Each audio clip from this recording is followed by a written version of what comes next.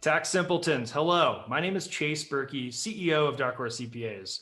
For those of you wondering where my co-host Justin Kern is, it's worth noting that speed round episodes will just be myself and one of our Dark Horse CPAs. So fear not, he will be back soon. Today's episode is another installment in our speed round series on stock compensation. This time we'll be diving deeper into restricted stock and RSUs. Natalie, this sort of feels like it's becoming a regular thing. I, for one, have enjoyed borrowing your time and insight on this subject, and I can assume our listeners have as well, since this is such a hot topic in terms of inquiries we get here at Dark Horse. Yeah, I think we're getting pretty good at this. These short and sweet sessions seem to be a hit with the listeners. I mean, after all, they can only listen to us talking about taxes for so long, right? 100%. I mean, there is a reason that they pay us to handle their taxes after all. So let's start the clock for 5 minutes.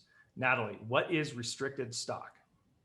So restricted stock is essentially a transfer of stock from an employer to an employee that is usually subject to certain vesting restrictions. And is restricted stock the same thing as an RSU?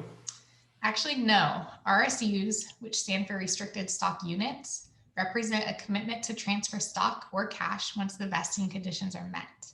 So there's no actual stock awarded at the time of an RSU grant.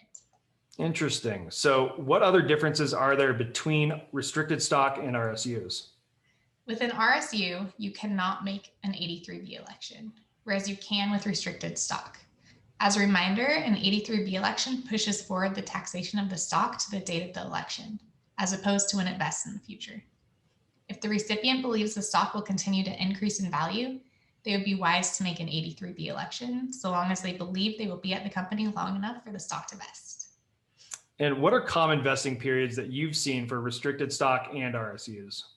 Typically, I see a 4-year vesting period with the 1-year cliff, meaning that the employee must be with the company for at least a year before they start vesting, and then it can vest monthly, quarterly, or yearly from there on out. Ultimately, it's dependent on whatever vesting schedule the employee has put in place, though. Gotcha. And when the stock is vested, that means it's yours, right? That's right, which is part of the risk of an 83B election. You're electing to be taxed on the restricted stock before it's actually yours, and you have to do it within 30 days of the grant, so there's usually a substantial period of time in front of you before the stock is vested. This is partially why the IRS allows for this favorable tax treatment. So then for RSUs and restricted stock that didn't have an 83B election, how are these taxed? So if you don't make an 83B election, they're taxed when they vest. So if 25% of your shares vest in 2021, then you'll have to pay tax on those shares in 2021. The income you'll pay tax on is the fair market value of the shares at vesting, which could be substantially higher than the price of the shares on the grant date, which is why an 83B election could be really advantageous. This is especially true when you have a long vesting schedule, say over 4 years, because a lot can happen during that time. So what if a recipient makes an 83B election and then they either never get the stock because it doesn't vest, or it drops in value substantially from the time of the election? Unfortunately, you don't really get a tax benefit. The only thing you could possibly get is a capital loss when you sell the stock, which has some rather substantial limitations in terms of how much you can write off in a given year. So would I rather have restricted stock or an RSU as compared to a stock option, like an ISO or an NSO? For the most part, yes, because with any option, including an ESPP, you have to pay money for the shares by exercising the option. With restricted stock and RSUs, you're granted the stock without any need to purchase those shares. However, if you are offered the choice between stock options representing more shares than what the company would offer in the form of restricted stock or RSUs, there would be a tipping point where the options would make more sense. Understood. Well, if someone has a combination of stock in a company, such as restricted stock, ISOs, NSOs, ESPPs, et cetera, and wants to sell some of that stock, what should they be considering? Yeah, so they'll want to look at the basis and the holding period of all the stock in their account. So tracking everything becomes really important at this point. Most importantly, they'll want to make sure they don't trigger a disqualifying disposition with any ISO stock. That would occur if they don't hold the ISO stock for 2 years and a day from the date of grant, or 1 year and a day from the date of exercise.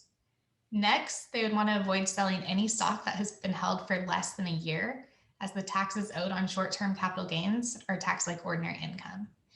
That is, unless the basis in their stock would be relatively close to the sales price. Ultimately, you're trying to minimize your tax in the current year, as well as set yourself up for lower tax bills in future years. Speaking of which, what sort of missteps have you seen from clients who haven't sought your advice, which I have to imagine would mostly be situations that you've inherited with new clients?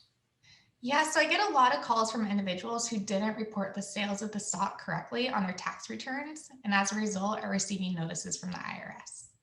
A lot of times, employees who are granted RSUs don't think that there's any tax consequence when selling the shares, since they were already taxed on the vesting of the RSUs on their W 2. You're always required to report the sale of stock in any given year on Schedule D of your individual tax return. Also, don't necessarily rely on the brokerage statements you receive from selling the shares for listing your correct basis in the stock. This would be amount that